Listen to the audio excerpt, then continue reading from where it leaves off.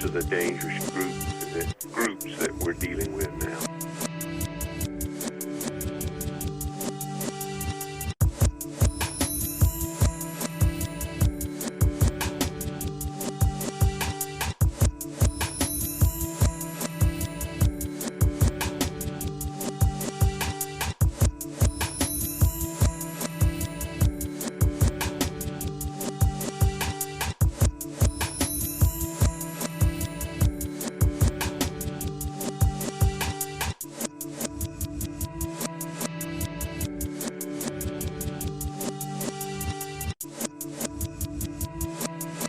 This is a dangerous groups that we're dealing with now.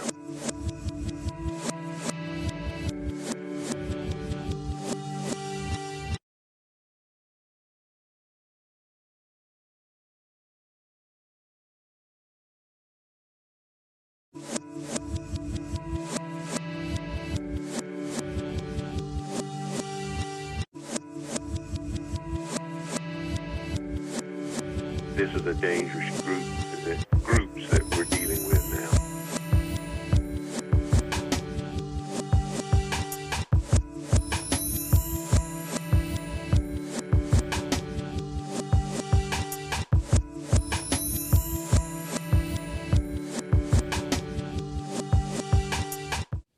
It's a new year. And a new season. 24/7 Buff Fandemonium isn't just a page.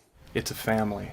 A passionate group of positive Buffalo football fans To embrace the character and fight of this team. We strive to embody this passion and present a fan-first perspective. Without all the fluff. Enter the K-Gun Report. Season 2. The first season was exciting for 24/7 Buff Fandemonium. Talking football, connecting with fans, and having quality conversation. This season we're stepping it up, and we want you all to come be a part of the conversation. On March 9th, 2021, The K-Gun Report is back. let's go, Buffalo!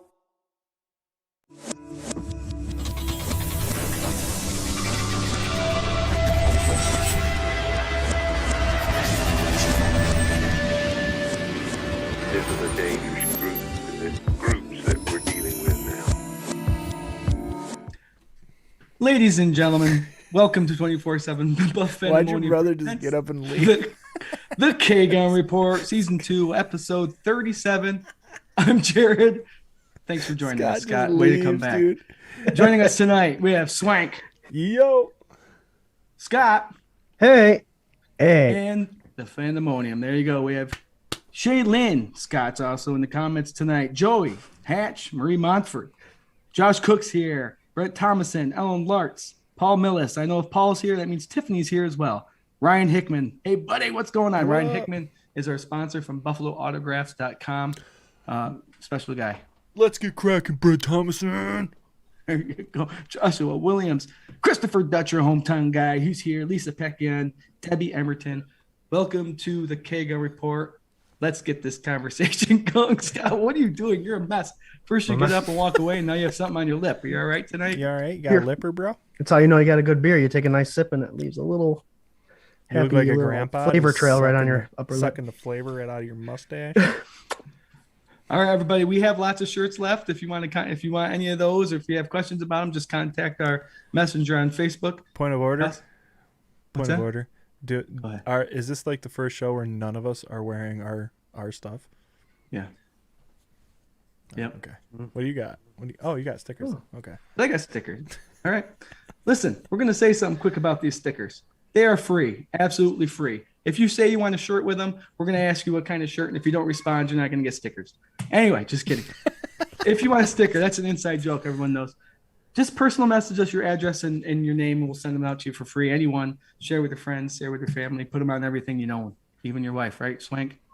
But not your ex-wife. I'll tell you that. Not your ex-wife. She don't like stickers at all. That's like, She's it's probably like 4 or 5 fan stickers or for something Brent, anyway. right? Yeah. Send them to your ex-wife just so she knows. All right, Fandemonium, we're going to get right to it. Our Buffalo Bills are now 6-3. Yeah, that was a good game. They travel to Jersey to play on the New York. New Jerk. Jets. Guys, I haven't been here in about 4 episodes, so I'm glad I'm back and I'm getting all. Dude, all it's the been kinks and one stuff. episode. Yo, so sidebar. Thanks to everybody that's been hanging out with Scott and I for Sunday sessions. We did episode 2 Sunday before the game, and it was a great time. Thanks for all your participation and hanging out. Jarrod feels like since we've done that, and he missed last week because we had Ryan Thomas on, that he's been disconnected from our family, and that's not true. Okay. I know. You guys don't need to foster him. He's fine. He's still in the family. He just had. He's got visitation rights on Tuesdays. Yeah. He went off to a farm for a couple weeks and now he's back and everything's fine. We're back and the Bills won, so that's always good. That's Absolutely. always good. Yep, 45-17. The Buffalo Bills beat the Jets. AFC East rivalry. That's always a big one. You know, to get another game up in the I think we're 3-0 in AFC East now, which is going to be important because those New England Patriots are sneaking up there. They're just hanging around. How in the heck? Which is, people are kind of nervous about that. How in the heck?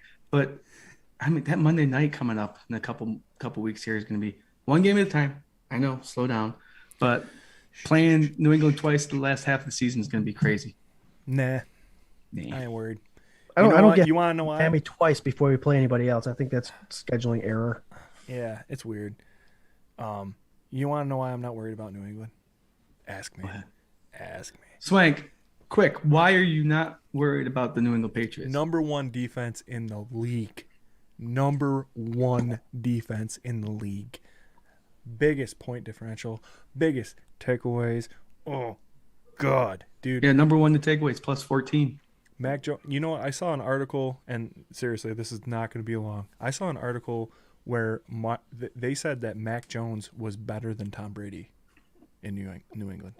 After 9 games, 10 games, there are New England beat writers that are saying that Mac Jones is better than Tom Brady. So just sink your head around that. Think about every Patriots fan that's ever called a Buffalo Bills fan a homer for any thought that they had.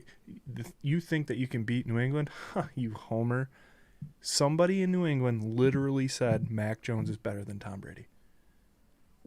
Somebody in New England. Somebody. Yeah, I don't know what to say about that. Yeah, it's ridiculous. Anyway, sorry. Continue. I don't know where I was. We're moving on to the Jets. Let's talk about the good, the bad, and the ugly. Swank, I'll let you lead the way. Oh, all right. So the good, the bad, and the ugly from this Jets game. I'm going to go with my good for this Jets game was Mr. Stephon Diggs. Mm-hmm. Good golly. You know what's crazy?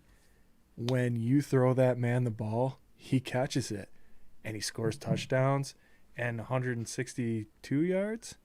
I mean, it's nuts. And if you go to the tape and you keep receipts, last week on the K-Gun Report, we talked about just that. Get the ball to your playmaker. Make sure you put it in the air. Get it to Stephon Diggs because he's a game changer. And you know what? That game didn't really need a lot of changing, but he sure changed it. So, my good, number 1, Mr. Stephon Diggs, notorious DIGGS. Get your shirts. The bad for me, which is a tough one, and the ugly is going to be even tougher. But the bad for me is going to have to be, I guess. Jets? Yeah. I'd say closing out a game.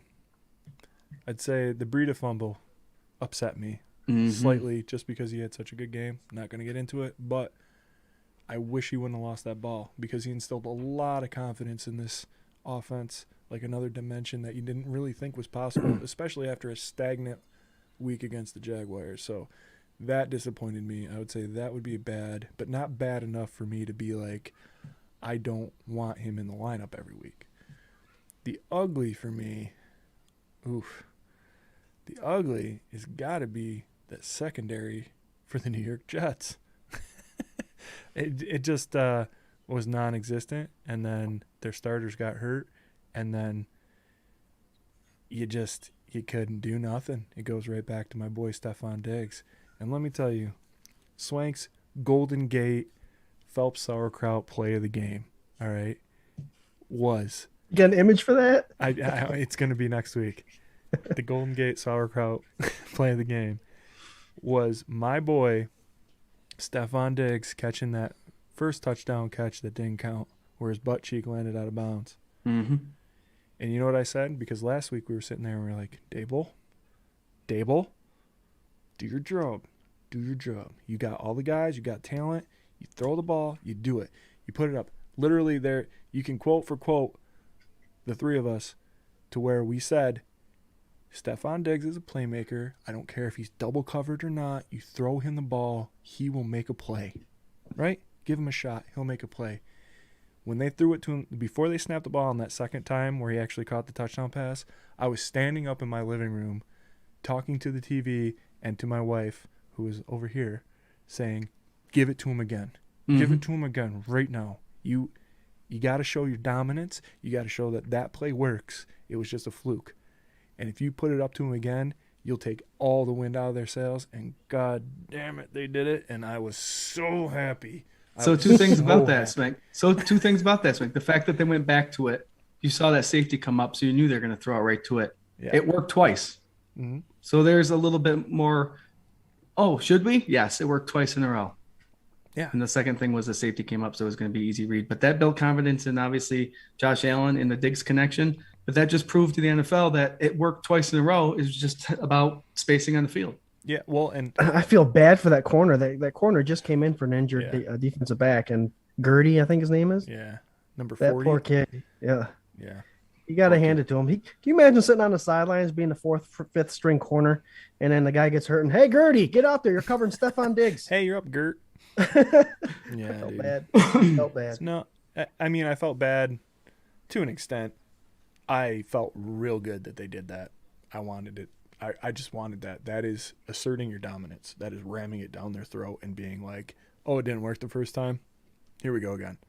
You know, and we do this because this is our game and we can. I love that. I absolutely love that. So now Brian Dable should be frozen in time, and that should be the game plan for every single game going the rest of the way through the season. Man, oh man, was that a game plan. And we talked about it in the Sunday sessions. Mm-hmm. Do a couple things. Do that jet sweep. We saw that a couple times. McKenzie was effective. Even Emmanuel Sanders took the ball for a 24-yard run. We saw, I didn't want Dable to get predictable, but the fact that Breed only had 8 snaps from what I saw. He only had 8 snaps, and he touched the ball 6 of those times. So Dable's got to be careful because right there's a 75% touch rate. When Breed is out there, you don't want to give a tell saying that when he's out there, he's going to get the ball. So that's something he's got to be aware of. But, man, Breed to get the ball. We wanted Josh Allen not to do any of those crazy quarterback sneaks. We hit on a lot of things and he threw the ball over 50 yards a couple times. He threw the ball deep. We saw Gabriel Davis come out. Man, that was 3 catches. But, man, come on. The guy is not lost a step. Toe drag swag, man. Man, that catch near the end zone was insane. Absolutely insane. If Odell Beckham would have made that catch 5 years ago, people would have lost their mind. Yep. They're still losing their mind over that catch 5 years ago. And that for as young of a player as Gabe Davis is, to have that kind of concentration, and mind you, it hasn't gotten that many balls his way, right, this year. Like it's been a lower production year for him, but because you have Emmanuel Sanders, because you have a lot more options, because Dawson Knox has elevated his game, right? So you get less targets. And when he got his number called, I heard on WGR, the quietest 100-yard game any Bills receivers had in recent history, right? Like, who knew that he had over 100 yards? For me, it's like 2 balls that you saw, and that catch, the concentration, dot in the eye, it just was, I mean, that's what he's been doing his whole career, and it's amazing. Yep. So, Jarrod, before I tell you about all the good and take it any from you, I'm an offensive guy, but my good, I'm telling you, these 2 guys looked amazing considering Star Lotulelei was out and Tremaine Edmonds was out. A.J. Klein, every tackle that was made, regardless if it was him or someone else, you saw him coming off the pile. He was flying to the ball. And this just goes to show you what more than 1 year in a program does for you. You build that confidence. You learn the system. You learn the playbook. You learn to be in spots quicker than what you had been previously. AJ Klein had 2 tackles for loss, and you saw in a couple of those runs, he was in the backfield before the running back was able to tuck the ball into his arm. Mm-hmm. He read those run plays it was awesome to watch. He did miss a couple tackles in the backfield. That TFL stat would have been a lot bigger, but he created a disruption in the run game. I have 22 rushes for 70 yards. And that's defensive line, obviously, but the middle linebacker plays a big role in that. That's 3.2 yards of carry. Mm-hmm. Yeah. Okay. And then now, what was the big knock that Oliver had last year is that Latulier wasn't there to take that one position. So Ed Oliver would have to take that 3 position. He didn't miss Star at all yesterday. No. He was in the backfield. He was taking on double teams. He was ripping and roaring through the double teams. Yep.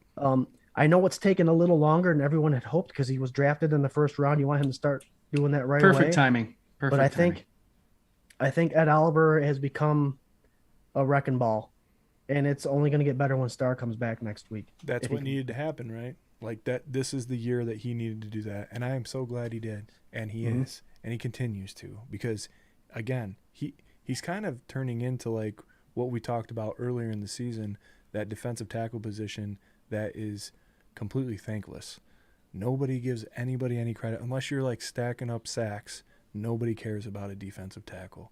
And right now, we are telling you, Ed Oliver is playing at an elite level.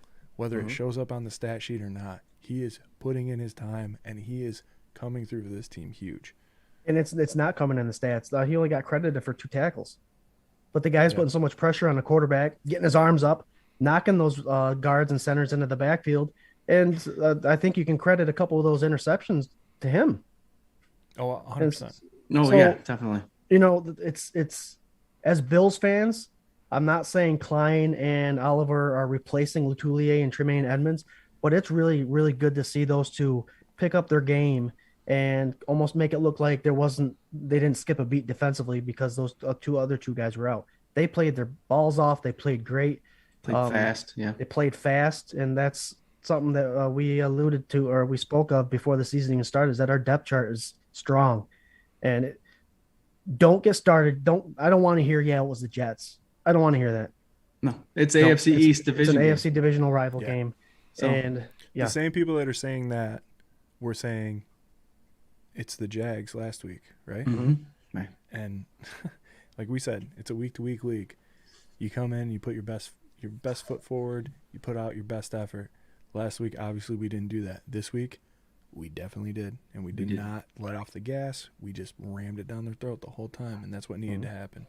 Mm-hmm. So to that, when we talk about the Jaguars game, how there was lackluster feeling on the sidelines and they didn't seem like high energy. NFL, don't be surprised now if the Bills are up 45-10 with 4 minutes left of the fourth quarter and Allen's still in there trying to throw touchdown passes. You're going to knock them for their energy level. Now they're not going to stop. And that's what I saw a little bit of this past Sunday was the Buffalo Bills saying, you're going to call us out for not having that energy. We're going to just keep it going. And that's what they need to do.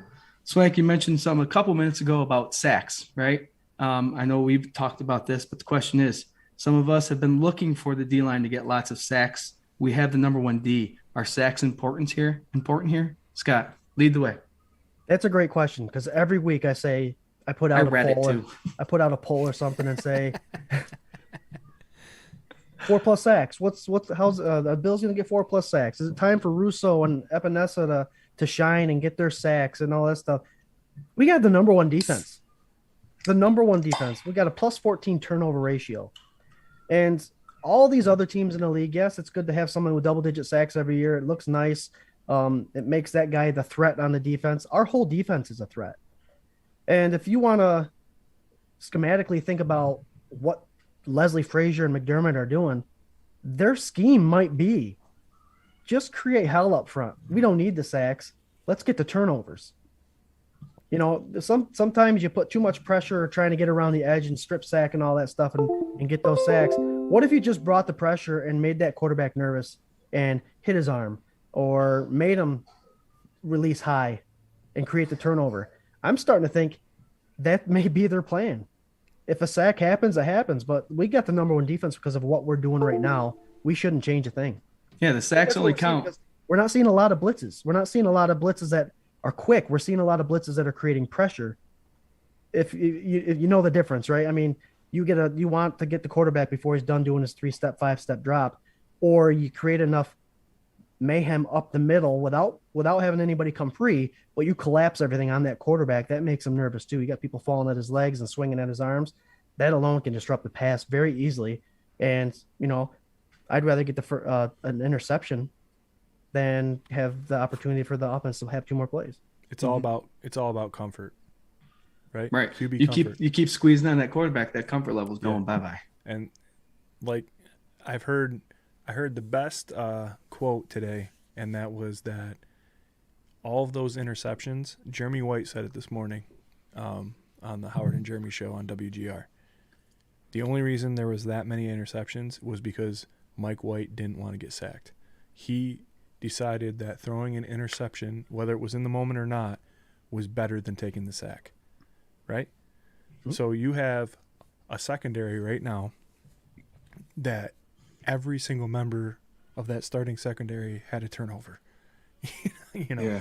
So the only reason I think those exist, you could have had 5 turnovers or you could have had 5 sacks, okay?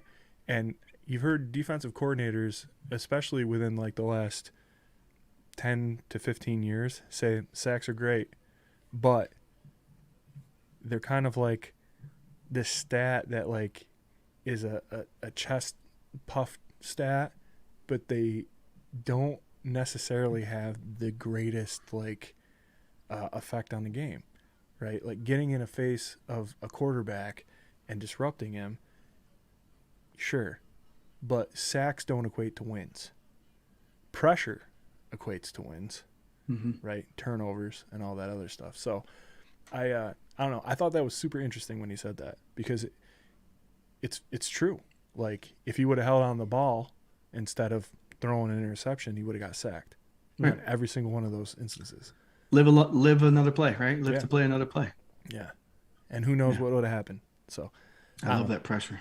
Oh yeah, man. And we say it all the time. K-Gun says it all the time, man. You disrupt that quarterback, you hit him, he's off his game. And that guy who a week ago was saying I should have been picked first round, blah blah, he's Peterman status right now. Like pretty damn close. Pretty fucking close. How's the Fandemonium doing out there? I see a lot going on tonight. My buddy Jeremy Blair just said the way we played against the Jets is worth a few belly slaps, Scooter. There you go, Jeremy. There's a few belly slaps. Yeah, inside thing, Scott. Yeah, I work with him. Nice. New work or old work?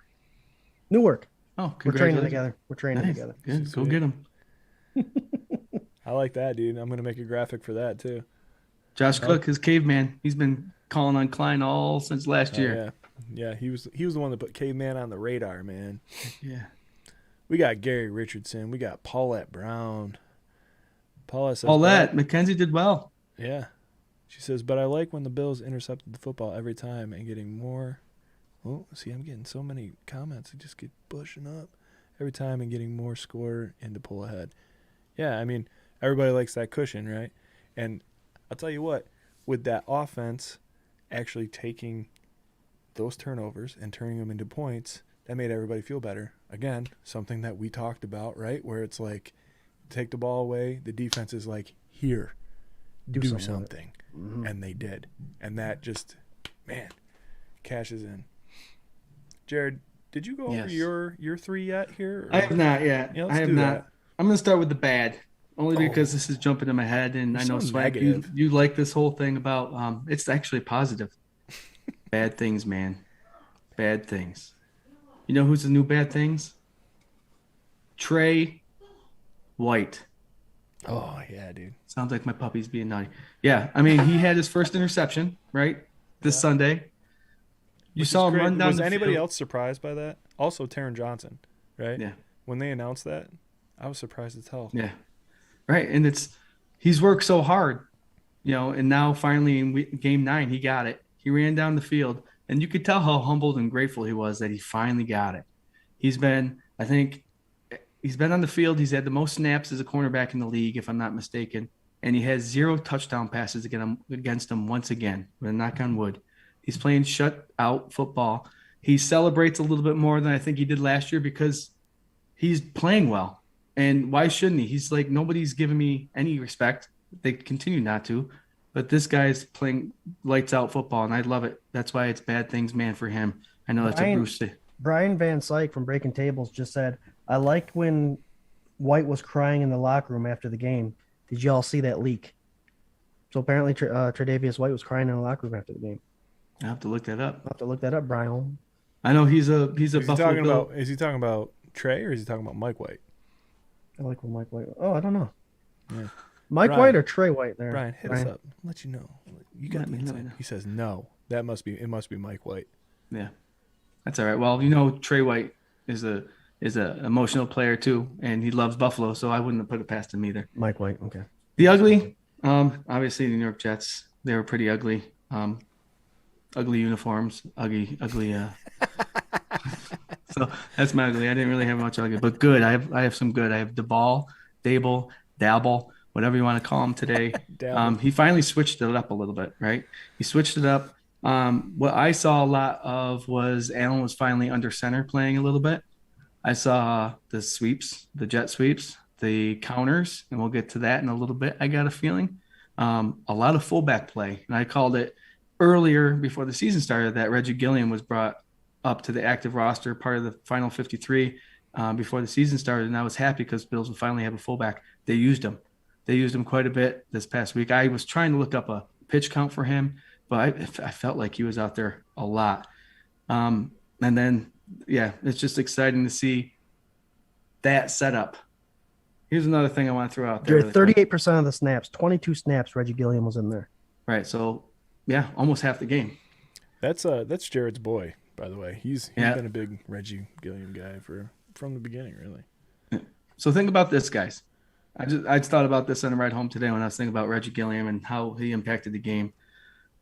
Reggie Gilliam played tight end in college football, right? And then he came to the Bills and they switched him to fullback. You see how fast this kid is, right? And then Breida on that sweep play where we're going to talk about Spencer Brown going. You focus on Spencer Brown because he just annihilated the nickel or the cornerback that was out there. But what you didn't see is Breida's awareness of the field and Gilliam's awareness of who's running behind him. When Gilliam ran out to the right and took up the sideline or up the field near the hashes, you saw Breida was on his right hip, which means he was outside of him. Gilliam letting two defensive linemen go to continue up the field.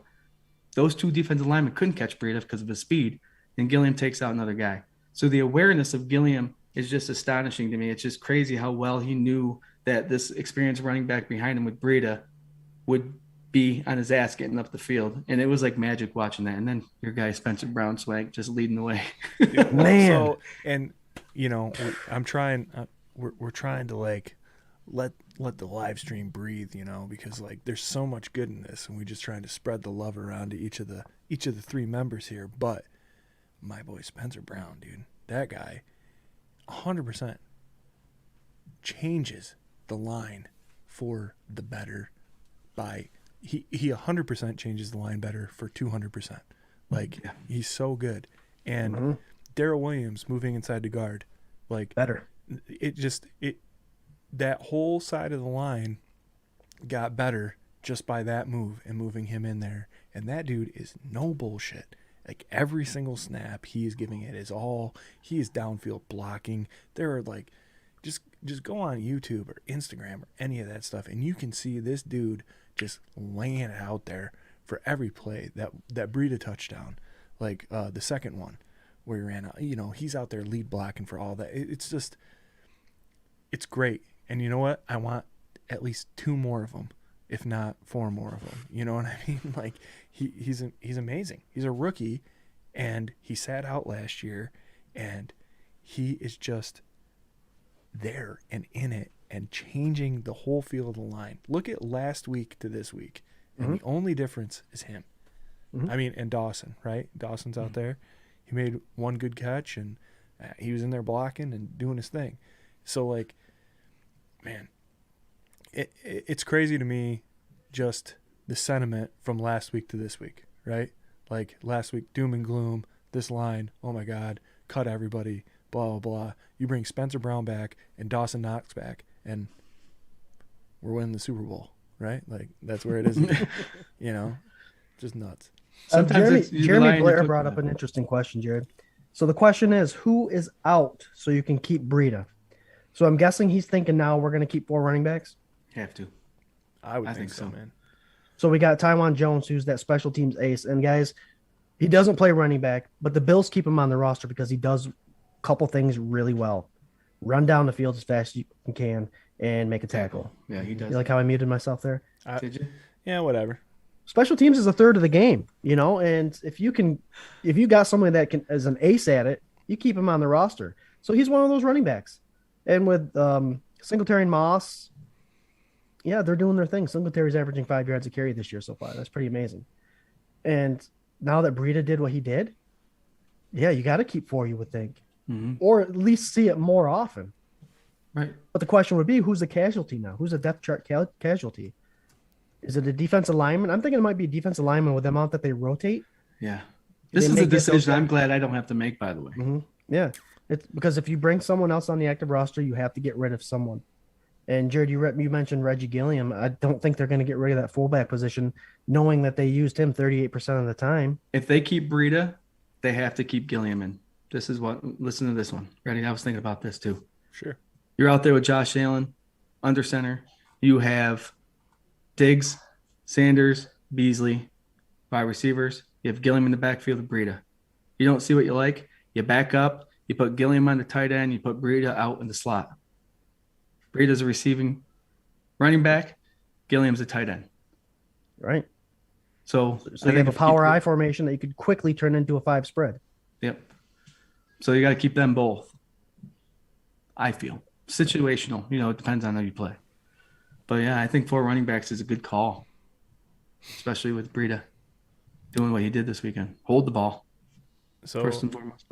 So I think he's got to be there. I think he scored 2 touchdowns. Like he stepped into this lineup after only playing, like, he dressed for week 1 and then he hasn't since then, right? So I'd say, as much as I like Kumaro, and right now he's on the reserve COVID list. That's what I was just looking up to check. But usually he's active. He has been active. I'd say that extra wide receiver spot, as much as I was like championing for that all season long, all off season, I'd say that's where you can shave that spot to get him on the field, and I think he needs to be on the field, you know. And I think this is like that New England Patriots running back by committee. This is truly what you could have with these 3 guys, right? Because for me, Motor is still the number 1 running back, and when he gets the ball and you see some of the runs and the highlights that he had from this last week, man, it's the same every week. That kid gets the ball and he pushes for another 2-3 yards after contact, and he is just churning legs and getting everything that he can get. More so to me than Moss does sometimes, and he's a bigger body guy that should be getting those yards, you know. So I don't know. I think between those 3 guys, if you start getting a rotation and you put them in situationally, or even throw in some eyes and stuff like that, like you'd be creating some situations where people don't know what the hell to do, especially with as much as the Bills throw, you know, like pass the ball. Like if you got Breida and you got Moss, like, well, shit, are you running up the gut? Are you splitting him out wide, or is he doing, you know, like there's a lot going on, and then you got 3 other wide receivers that who knows what they're running. So create a lot of havoc. I like it. I like the fact that they all found maybe another scheme to get in to go into games with. Or schemes. Fandemonium as well. As always, you guys are just plugging away. I love it. I love to see this. That's why Steve Tasker needs to be in the Hall of Fame. Yes, we all agree with that. I think he's leading in fan votes. So keep it up. Keep voting for him. I don't know how much pull that has, but he does. He deserves to be in there. We got our boy Brian from Breaking Tables saying, send Cody Ford's useless ass to the practice squad.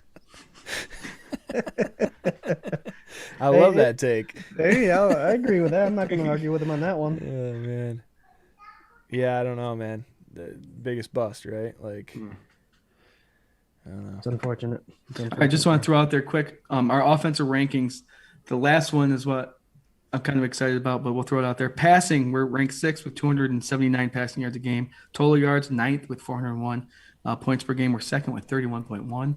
And 121 yards rushing per game. What do you think that ranks us in the NFL? Middle of the pack. What? I don't know. It's got to be like 10. I was gonna say so we're 15. ranked 10th. Yeah.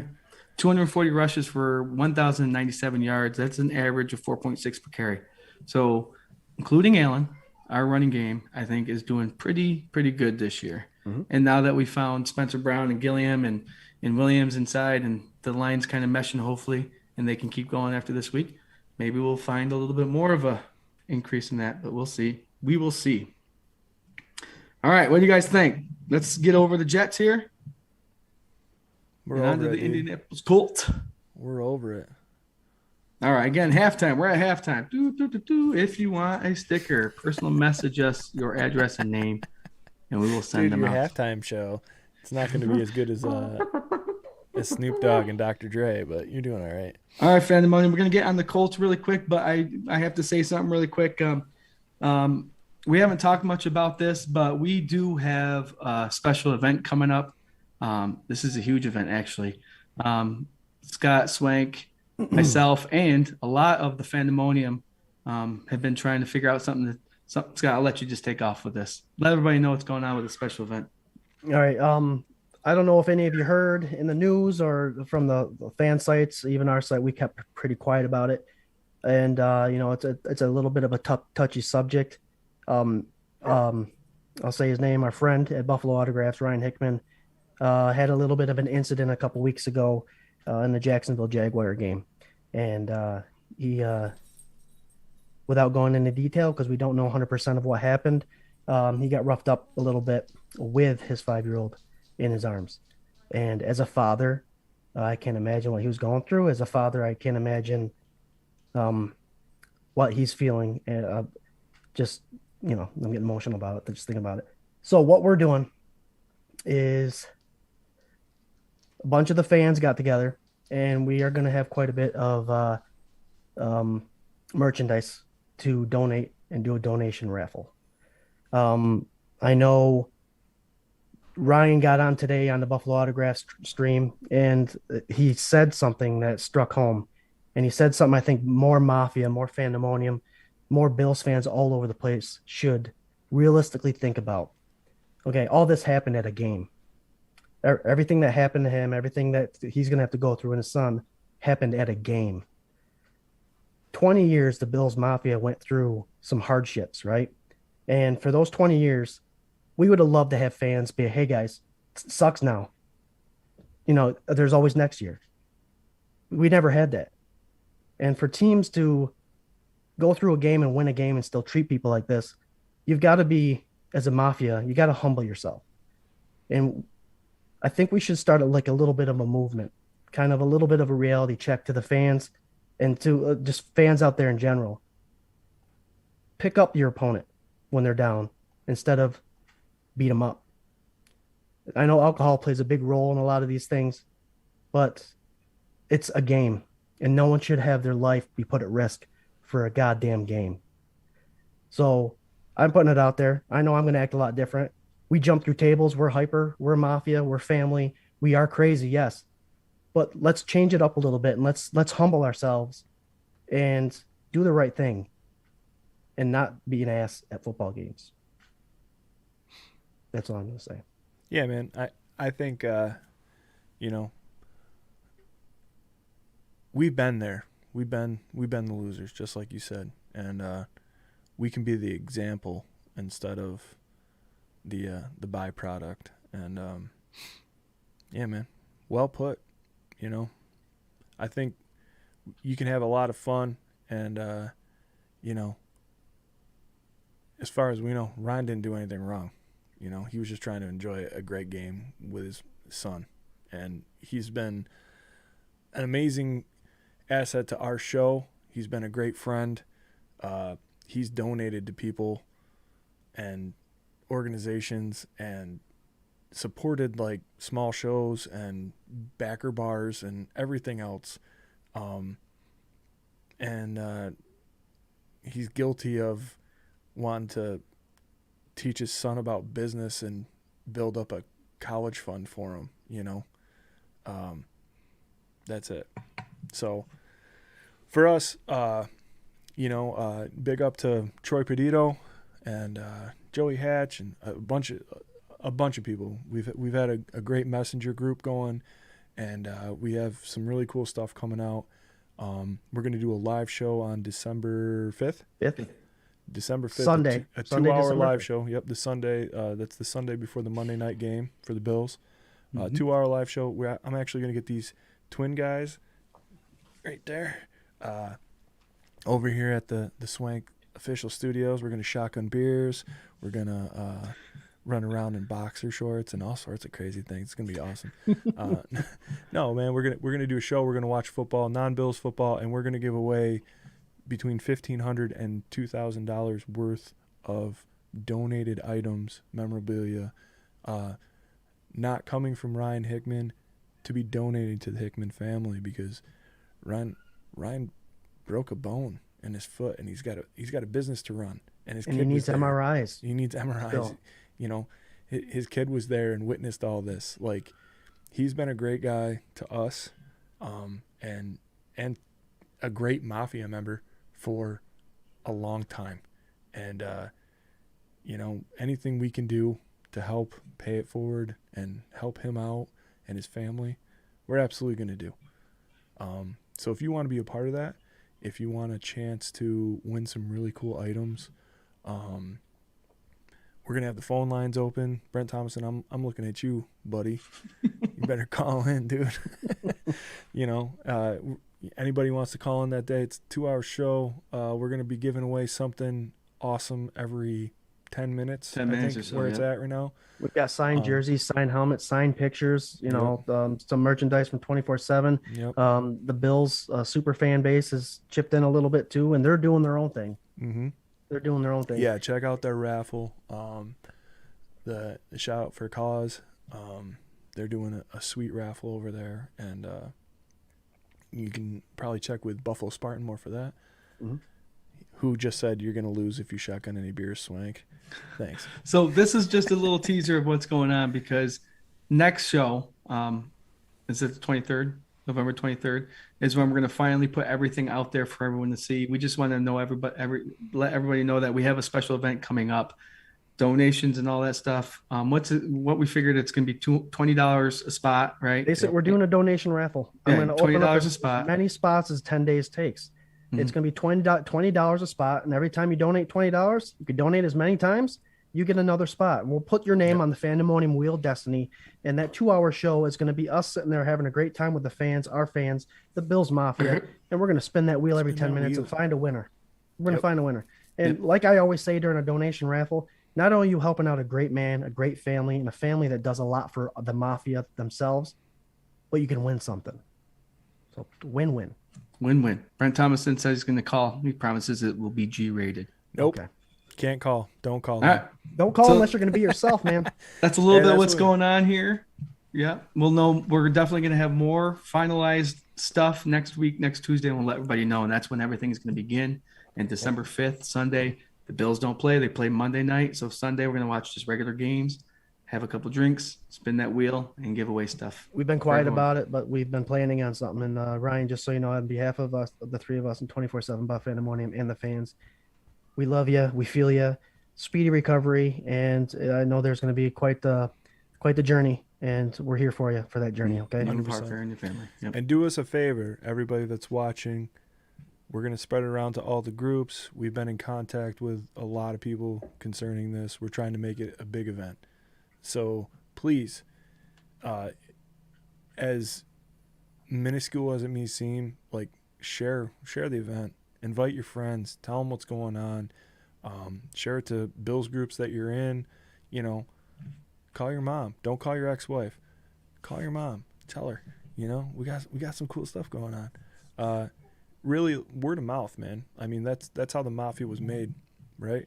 Like, word of mouth, pass it along. Let's try and get as much as we can for these guys because they do the same for us. They have done it for other families and other people. So do it. Do it now. Do it good. No. Good. Anyway, Good. all right. The Buffalo Bills are hosting the Indianapolis Colts at home. It's a home game. For some reason, I thought we had 6 away in a row. But no, we're throwing in this home game. Yeah. It's a rematch of the 2020 AFC wildcard game, which we all know knocked that ball down. And that's what won us the wild card game. It was exciting to watch. I know Scott and I were up and down. We were watching it with Dad in his man cave, and it was just nonsense crazy. But we get to see him this Tuesday. Tuesday. It's Tuesday. It's a kicker. We get to see him this Sunday at 1:00. The Colts. There's a long rivalry. We used to be the AFC East with them. They used to be here with us before they moved. So we used to see them twice a year. We used to kind of dominate them. Baltimore. But now it's different because they're in a different division. So we don't get to see them as often. But it's still going to be a fun game to watch. Scott, Scooter, what's your thoughts about that Colts game coming up Sunday at 1:00? My thoughts. This is going to be a tough game. They're 5-5. I don't think their record actually tells us really who they are. They have the 4th ranked offense. Carson Wentz, when he's on, he's dangerous. They've got a big wide receiver by the name of Michael Pittman, 6'4", 225 pounds. He should be a concern. And they have the number 1 running back in the league right now, Jonathan Taylor. Dangerous. Jonathan Taylor Thomas? Come on, Scott. How long did it take you? I was right there with you, dude. So offensively, welcome back, Jarrod. Welcome back.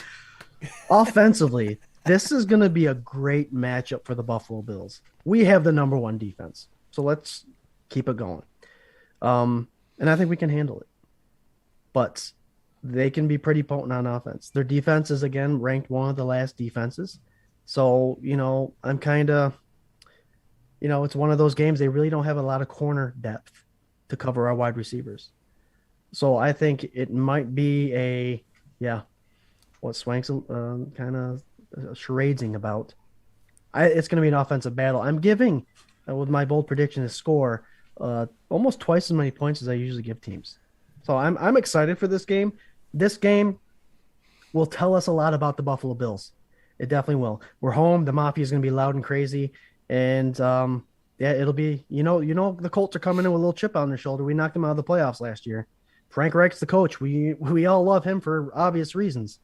But I'm excited. It'll be a nice 1:00 game again. Can't wait. Swank. Me? Yeah, Me? do it up. Me? What are your thoughts? Your thoughts about this game? I'm going to tell you what, man.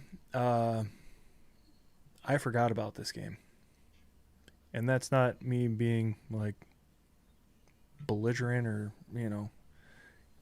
irresponsible. It just was one of those games that like didn't really register to me, right? Like there's so many other games on the schedule, and the front part of the schedule is so loaded that like really this time of the season I'm thinking about New Orleans, I'm thinking about Tampa Bay, I'm thinking about the Patriots. I'm not thinking about the Colts necessarily. And even up till like 2 weeks ago, I was just like, oh, we're playing the Colts. We've got the Colts? And I am not a Carson Wentz believer at all. Not at all. I think he's one of those guys that I'll put him in the Phillip Rivers camp. Same deal, right? Last year, same deal this year, whatever. If he's on, he's on. Look at some of the mistakes that he made, not this last week, but the week before. That stupid shovel pass that he made on the goal line, that was a pick 6, where if Josh Allen made that play, people would be like, what is Josh Allen doing? But it's Carson Wentz, and he's one of these quarterbacks, for whatever reason, for the last 5-6 years, has just gotten a pass. Like he's hurt, or he's never been in the right system, or blah, blah, or Frank Reich left, or blah, whatever. And I don't believe in him. I just don't believe in him. And I think he's another guy. You rattle his cage, you get in his face, and he makes poor decisions. That's what the Bills are good at. Yeah, absolutely. And I think, he's not as accurate of a passer as like a lot of people would like to think. I think, he plays a lot of half-assed hero ball. Where like Josh Allen plays hero ball with his heart, I think Carson Wentz just gets lucky. Like, and I think with the number one defense in the league, you can't do that. So as far as that's concerned with their offense, I got nothing for Carson Wentz. I know that he's got flashes. I think that our defense is just going to tear him apart, especially if the starters are back out there. And as proven by this last week, even if it's A.J. Klein and Horrible Harry and Ed Oliver and whatever, I'm not that worried about it. I mean, JTT, he was great on Home Improvement. He had some really great cameos in some movies in the 90s. I know he's a good running back. I know that sometimes that can be our downfall. Man, after last week, I don't want to get hung up in the Dable's going to make all the right decisions kind of thing, and Leslie's going to have all the answers. I want it to be methodical, right? I want it to follow suit and be like, okay, this happened last week, and then now this is going to happen, right? So I think the defense will be fine. Offensively, I just think they got to do the same thing they did as last week. I think they got to bomb it down the field. I think they got to get Breida out there and hit the edge. I think they got to do the jet sweep every once in a while that scored a touchdown with Isaiah McKenzie. You know, there's the old formula that worked last year.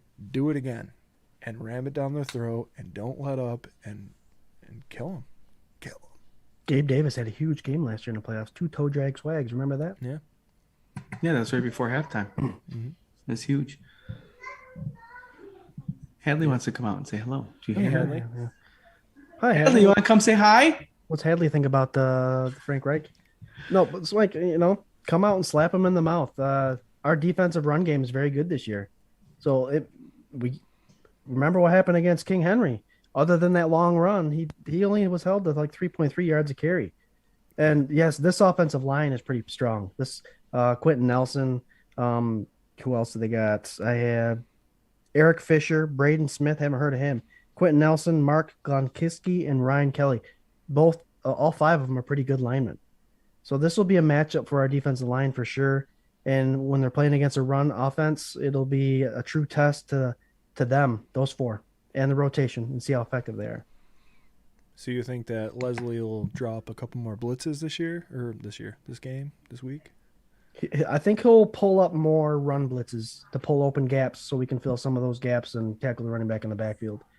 Yeah, that's what's going to be interesting to see what the game plan is, right? Mm-hmm. Are they going to do like they did against Kansas City and let one aspect of the game beat them and not the other? Are they going to try to shut down the run and let Wentz beat them? Because I think that's what they should do, shut down the run and let Wentz beat them. Yeah. You have a defense that's coming up, and after the secondary play the game like they did this past weekend, and then you have the line playing stellar like they are now. Yeah, it's going to be – we'll see what Frazier whips up. The thing is, when you bring a blitz, you will have a lot of man coverage. And who's going to cover Michael Pittman? Trey White, right? Pascal's the other wide receiver. He's a good-sized wide receiver, and T.Y. Hilton. And the Colts also have a good tight end in Jack Doyle. We have a history of having a hard time against tight ends. So if you, as Frazier, decide that you're going to bring the blitz more often, those guys have better cover those talented wide receivers and tight ends. So it'll be interesting. A lot of film study, because I think you have to – this is a game where coaches get paid. This is a game of tendencies. And if you're going to do run blitzes compared to pass blitzing, I think you're going to have to take the tendencies and time these blitzes out perfect. So you're going to see one of 2 things for this game. You're going to see gaps wide open for these blitzes and seeing some guys that are coming in untouched, or you're going to see that line come to a stall and Wentz being able to find these wide receivers and tight ends pretty wide open. It's all about tendencies, and you got to study that game plan. Absolutely. Right. So let's hit this. Let's do this score, this bold, this X. Let's do it. X going to give it to you. No trivia. That was a good snare right there, bro.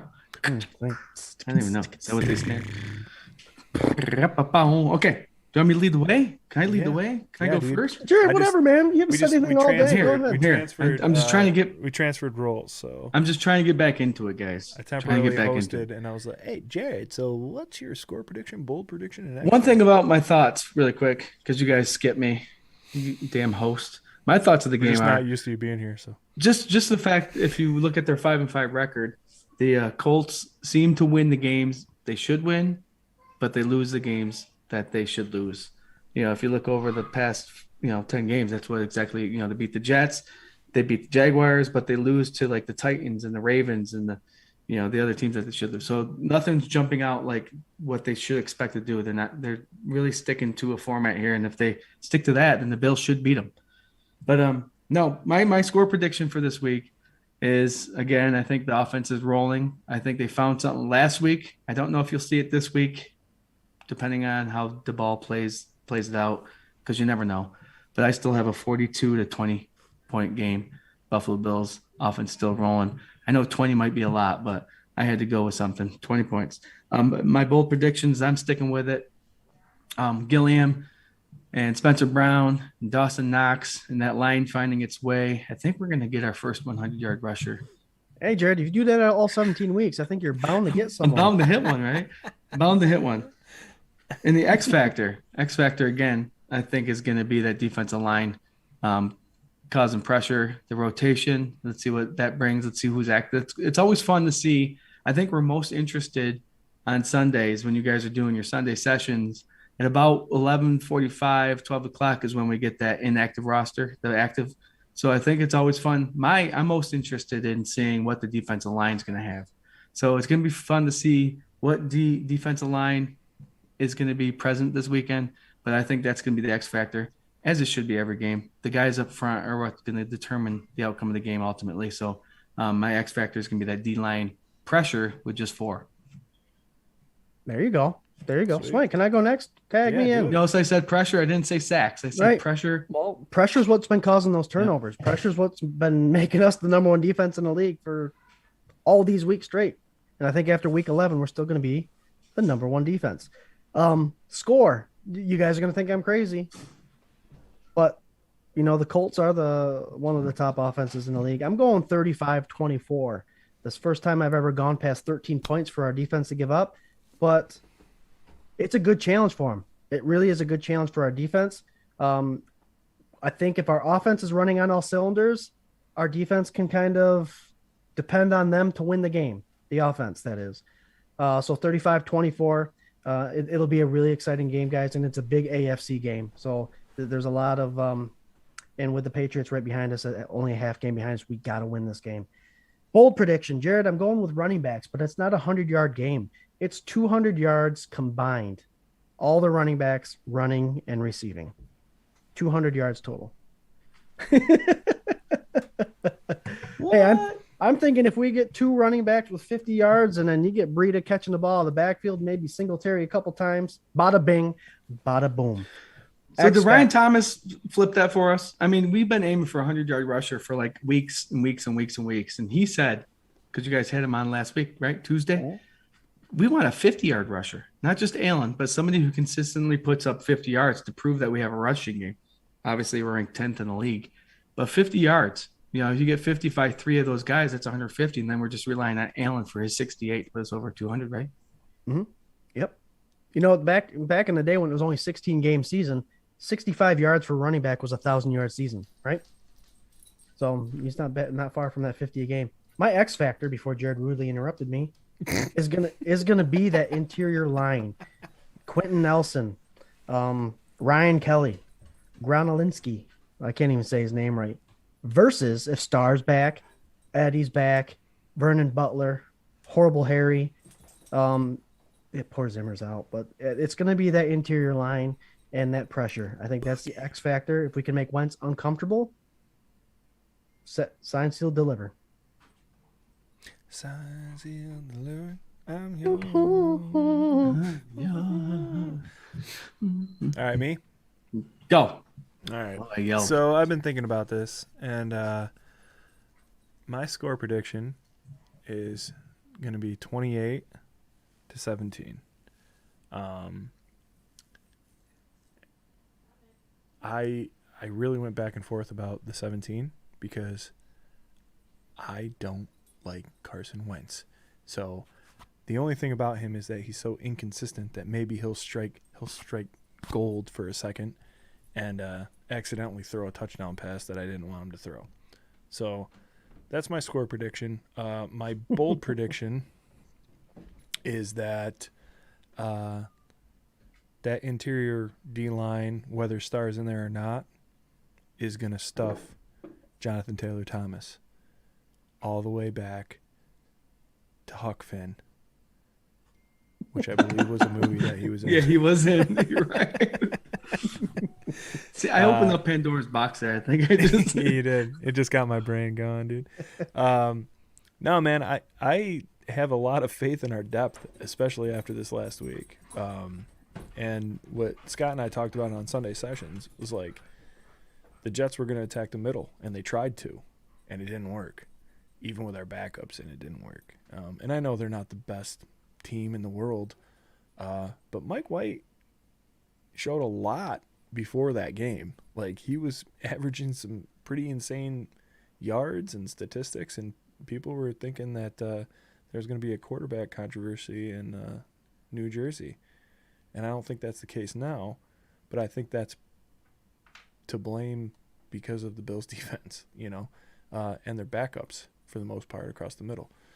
So I think if you're firing on all cylinders, you got your starters in there, or you don't, Jonathan Taylor's going to have a hard time running that ball. So my X factor for this game is going to be none other than Gabriel Davis. I knew you were going to say that. Yeah, did you? I knew it. Did you know? Mike Volks that maybe he gets back further back and to be in Simba. That's right. He was the voice of Simba. Wasn't he? Oh my God. Yeah, Gabe Davis, man. I think I like it. I think he poked his head out there a little bit this last week, and that secondary for the Colts isn't that good. And as much as I think Steph is going to get his looks again, hopefully now, Brian Dable, please. I think Gabe's gonna put his numbers up, man. I'd love to know, and I'm sure I could look it up quick, but like, what percentage of the snaps did Gabe even play? It had to be less than 50, right? 52%. He played 30 plays. Yeah. Okay. What site are you on? Tell everybody. Don't worry about it. So he played what percentage, Scott? That's ScottReed.com. Okay. I wrote it all down. I paused every play. I did everything. Okay, so he played 52%, and Still he had good. a 100-yard game. Yeah. Just like you played half the snaps and you got 100 yards. Kid's production's nuts. Mm-hmm. How many did? Are you on the same site? Are you still on ScottReed.com? Beasley was only out there 9 plays, 16%. Oh, really? Wow, I thought it was more than that. Okay. Game plan. Look how Strategy. proud he is. Scheme.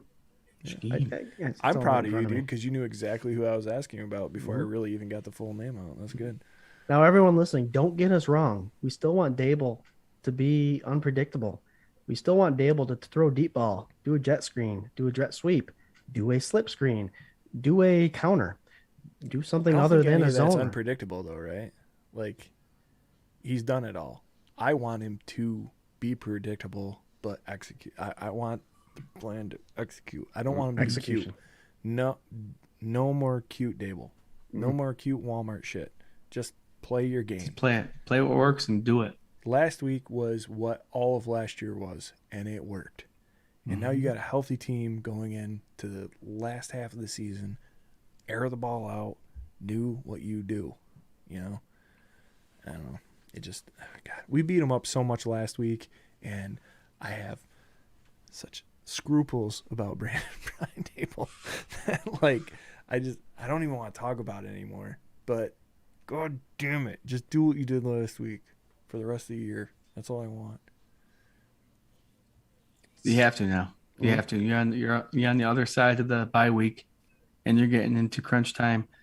I think there's quite a bit of teams still above 500 in the AFC. So AFC this is is a dominating fight. the NFC this year so far in Yeah. that interconference matchups. So you have to win. This is going to be a Was it- tough one. Last week there was 11 teams that had at least 5 wins in the AFC. The NFC is going to find themselves in a spot where another 6-10 team makes the playoffs, Mhm. and the AFC is going to be in a spot where a 10-7 team or 11-6 team is not going to make Won't the make playoffs. it. Right. Jeremy Blair, Bills 31-21. The Colts are good, but not at our level. Carson Wentz is going to get picked so many times this weekend from Joey Hatch. Joshua Williams 38-19.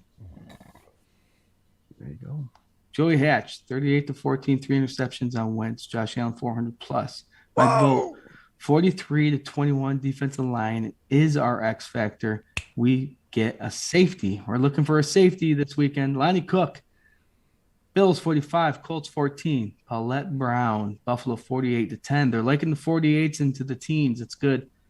Colts have a fifth or sixth ranked defense, so there's no reason why the Bills shouldn't be able to put up some points.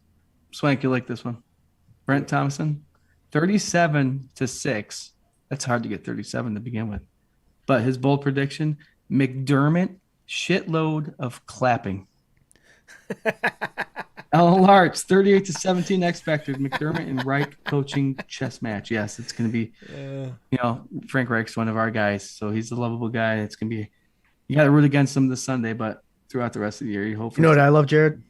I love that Diana just told Brent that she watches us on the big screen. Yeah. We're like a freaking goddamn show for her. Hell yeah. Love it. Love it. Buffalo Spartan, 46-17. Thanks, Diane. I love that too. Buffalo Spartan, really quick. We have a couple followers still watching. Let us know, how long is that Shout for a Cause, the coloring book, going for? Do we have any more time for that so people can get on that? Yeah, and if you Mike? haven't already, let us know about the raffle, the basket raffle too. Mark Wynn, Bills 35, Colts 10.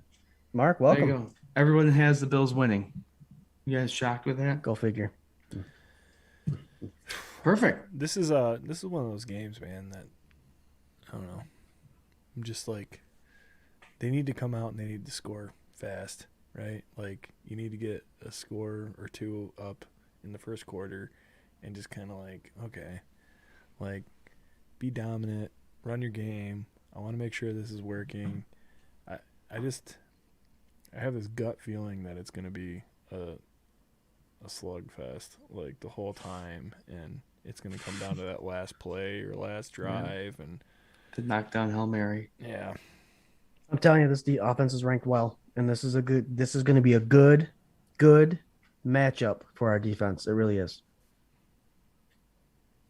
Yeah. Yep. All right, guys.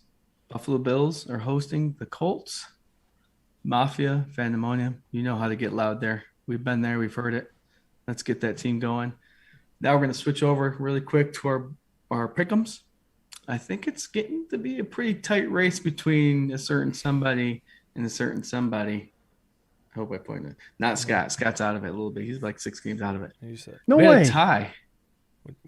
right hand? What's your right hand? Raise your hand. No, left hand. Just point straight up. That's me. There you. That's me. Scott, you got to make a comeback here, bud. Oh boy. All right, I'm still gonna go ahead and say that I am gonna research these win-losses, but I'm gonna wait until the last episode of the season like you did because last year. I think that I'm probably up into the 30s right now, Hmm. and you're cheating the system. That's what I think. What do I have you at? Belichicking it. You got me at 26, I believe. You've just crept up like one closer to me for like the last 7 weeks. Hmm. And Yeah, I know makes that sense. you haven't picked. No, you haven't picked right. I know you haven't. Because you kept picking against me. I knows it. I've been watching. I know. Buffalo Spartan. Follow our page. Shout for a cause Inc. Change to the learn more subject about right there. them. You see that? It's quick. I'm rigging this. All right, Go back Jarrod. and do Who's yours. playing, Jarrod? Come on All now. right, so we have one game. The Patriots versus the obviously we all picked the Bills to beat the Colts, right? Yeah. We're hoping that it's kind of a comfortable game where we could just be cheerful and happy the whole second half and do whatever. But we'll see what happens. We'll see what Frazier brings. We'll see what McDermott brings in and the ball. But Dable, the Jarrod. Patriots, Dable. the ball. The ball. It's funny. We had this discussion earlier this season, didn't we, Swank, about saying his name right? Yeah, Dable. If we're gonna be a Patriots versus Falcons. podcast, say the goddamn names right. The New England Patriots are traveling down to Atlanta playing the Falcons. Swank, who do you have winning that game? Oh God. Falcons look bad. Falcons look real bad. Real bad, man. He had a couple upsets this past couple weeks, though. You know, I just don't believe in Mac Jones, though, man. And I want that game for us. You know what? I'm going Falcons if that makes your decision easier there, Swank. No, I was thinking Falcons anyway. So, all right, I'm gonna say Falcons, and this is where Jarrod's gonna get one game closer to me, but he's gonna write that he got 2 games closer than me. No, I have Falcons too. That's it. Yeah, nope. I have Falcons. I don't care about what you wrote. It's what you Fandemonium, what do you have? New England or Atlanta? Atlanta. The K-Gun report has Falcons winning this game. By how much? Who knows? But we Doesn't don't do matter. that. Doesn't matter. Dolphins 30. are going to New Jersey. Dolphins are coming up north, playing the Jets. Dolphins versus Jets. Scott, who you got? Really? That's the sound a jet makes? Is that an engine Running out going out? gas. Dolphins. Scott has the Dolphins. Can you do that one more time, bro? All right, I'm gonna. We're losing viewers. Yeah, I'm gonna have Went Swank down to 0. take this clip and we're gonna put it all over Twitter. Oh yeah. Swank, who you got? I'm gonna go Jets. Swank, Jets. I'm gonna go with the Dolphins. All right. What's your toilet bowl, Swank?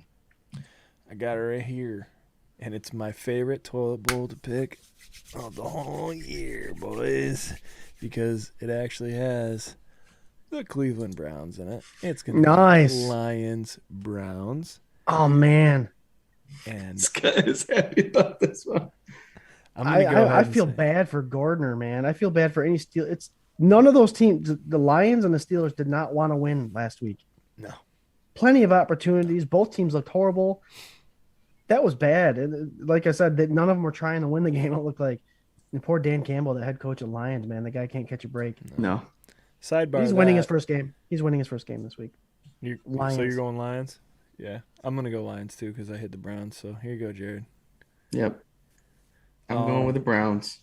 So I wanted to talk about the tie thing with you guys because there's a lot of people on Twitter and all that, and you guys can follow us on Twitter. Each of us have a separate handle. Scott 24/7BF, Jarrod 24/7BF, Swank 24/7BF. Come hang out. Right now I have the most followers, by the way. I just got over 700. Just saying. He's been working. No, I haven't. I stopped. I don't care anymore. And people are like, "Oh yeah, I want to be your prom date." So they are. You know, they just follow me. They follow me for the content. You know. Anyway, what I was saying is like I was on Twitter and they were talking about like, don't say that a tie is like kissing your sister. That was like the through line, right? Like it's not like, or your cousin. I don't know, whatever the saying is, kissing your cousin. I guess it's like you're not winning, you're not losing. It's just weird. And do you guys think that ties should even be a thing in the NFL? No. Right? Yeah. I think it should be an unlimited sudden death. Baseball. Extra Unlimited. innings. Go. First team, if you score a touchdown, game over. If you don't score a touchdown, the other team scores a field goal, game over. And if you're back and forth, you just keep going back and forth until somebody puts points on the board. So there's no time. There's no break. No. I 100% agree. Hey, yeah. And- You know what? Am I wrong? Didn't it used to be like that when we were kids? Wasn't it just like, no, it never has been? Back Maybe- when we were maybe kids, I'm it was Sudden death, whoever which meant the whoever first team scored to score first regardless. was done. So you can get the ball, go down and kick a field goal and win. The other team never had a chance. Now they changed it where if you kick a field goal, the other team has a chance to kick a field goal. But if you score a touchdown, it's done. Yeah. But yeah. So when we were younger, was there a time limit on it? Yeah. There was. Yep. Okay. So I'm just misremembering. But like I think even with that line of thinking, I don't care. You play until somebody wins. Right. Like It should this be is that You way. could put the ball at the 20. Put the Yeah. ball at the 20 and Yeah, just I have them don't go care. out to the College style. The college stuff, yeah. Like I think Ties are ridiculous. this is the stupidest thing to me, that a Brent says multi-billion flip dollar a coin. business. Sorry. Yeah, I don't care. That's fine too. I really don't care. Um, a multi-billion dollar industry that has games that end in ties and has a referee staff that are part-time is the dumbest thing to me in the whole entire world. Like I would really, if I cared about soccer, which I don't, like I would look into like, are their refs part-time or are they like fully staffed? I think professional sports talking, the NFL is the only agency that doesn't have full-time referees. I think it's all Why? right. Why? Like, are you kidding me? Like this is the highest. I was saying, what, 2 weeks ago, out of the 35 highest grossing professional sports teams in the world, all 32 football teams are on that list. Yeah. Every single one. So why do you think the people that actually dictate if you're playing the game right or if there's a foul or a penalty shouldn't be full-time employees that all of their focus should be 100% on the rules of the game? Like that is the most ridiculous. It also blows my mind that like owners don't want that. Why not? You think it'd be unanimous, right? Yeah. Have them vote, and that's it. Yeah. But for some reason, it's never come to that. Never happens. I agree. We'll write a Find a letter to the Congress. way to get no tie. You could play a 15-minute game for overtime, and then after that, do the 20-yard line, or do a continuous clock. Whoever scores first, and maybe have 3 minutes, two timeouts in the first 10 minutes, and anything after that, you get a timeout every 5 minutes. I don't know. They got to work something out where there's no ties, because I think you keep doing 10-minute quarters until it's over. Yeah. And the same rules each quarter, right? So it flips, and then you get 2 more timeouts. Have the head coaches arm wrestle or something. Yeah, I don't care. Anything. But no, head Figure it coaches out. really wrestle. McDermott wins all. McDermott's a wrestler. Yeah. He's an old wrestler. All right, There you Jarrod. go. What's your final thought, man? I'm gonna let you go. I'll finish it off tonight. Scott, Scooter, final thought. My final thought's going to go Give me over time what to we. think. My final thought's going to go off of basically what we said in the middle of the program. A challenge to the Bills Mafia. It's a football game. It's a game that we watch. It's a game where, yes, we invest some money. We buy merchandise. We buy tickets to the game. We buy the food there. We buy the booze there. We put a lot of money and thought, and some people put a lot of time into this game. But when you come back to it, it's still a game. The guys that are on the field, unless you have a personal relationship with them, they really don't care about you personally. They care about the fan base. I'm going to say that. They do care about the Bills Mafia fan base. But the challenge to you guys is to, when you go to these games and you see something happening, don't be afraid to stick up for a fellow Bills member, or if you think something's unjustified for an opponent fan, stand up and say something like, guys, just cut it out. Leave him alone, especially if he has a goddamn 5-year-old in his arms. Let's take a step back, realize that we are a crazy fan base. We love our Buffalo Bills. We're passionate, and I'm one of you guys. But the reality check of it is it's a game, and there's no reason why anybody's life has to be in danger because of it. So the challenge to you is maybe this week, think about things, think before you act. And that goes to all fans out there, not just the Mafia. And that's what I'm going to end with. That's good. Yeah. Swanker. Yeah, man. Don't base your last thought on my last thought. That's it. No. Yeah, man. That's all my last thought. Yeah, man. All right. So, No, yeah, I agree, man. And I think the fact that we even have to have these conversations, it's ridiculous. And I don't think it's us, I think that we're a fan base that's gotten a bad rap for a long time. And over the last 5-10 years, the donations, the love and support, and that lovable loser like mentality, I think it's really formed a different outlook on what our fan base is. So, like, just keep that going. Like Scott said, man, like, be a good person. Like, that's it. Like, and we're not saying anybody's not a good person. We're just saying that, like, when you see shit like that, you know, stand up for what's right and don't escalate it, right? Like, that's it.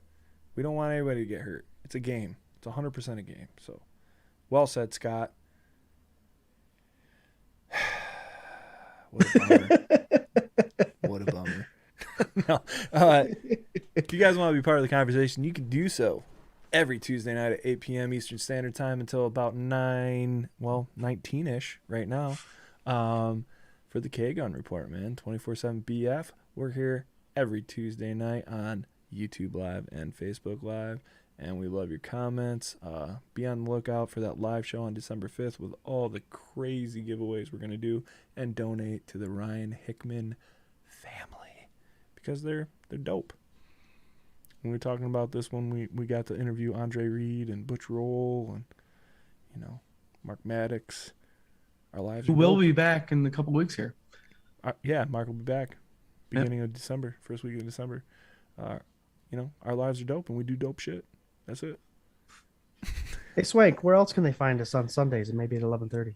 Oh, yeah, man. Come hang out with Scotty and I, Scooter Scotty, for the Sunday session from 11:30 until 12 noon. And, you know, you're lucky. You get all that last-minute insight. Maybe Jarrod will even join us one of these days, man. You know? I must say, listen, Fandemonium, anybody tuning in later, that Sunday sessions, these guys seem to be spot on. They're getting last-minute information, the inactives, the actives, and all the hype throughout the week, and they're knocking out of the ballpark. You know, Diggs, Allen, backfield ball. Spencer Brown, Gilliam, Dawson Knox, blocking. These guys are nailing it. So tune in at 11:30 on Sunday to watch these guys. These guys are kind of on point right now. So what these two fellows were alluding to, we're gonna have a special show on December 5th. It's Sunday at 1 o'clock for a couple hours. We have a lot of stuff to give away. We'll get more details to everybody next Tuesday at the K-Gun Report.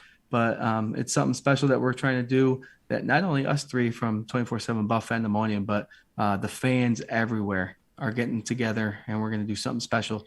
We'll let everybody know more details later next week, actually Tuesday.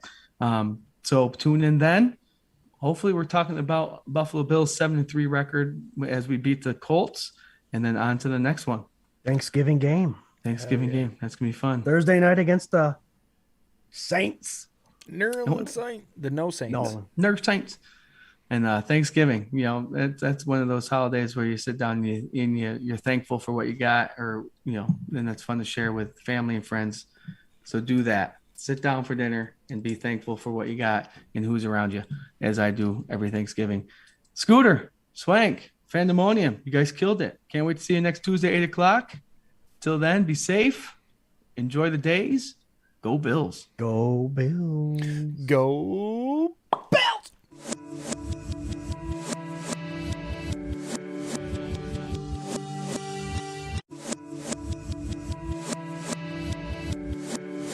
This is a dangerous group that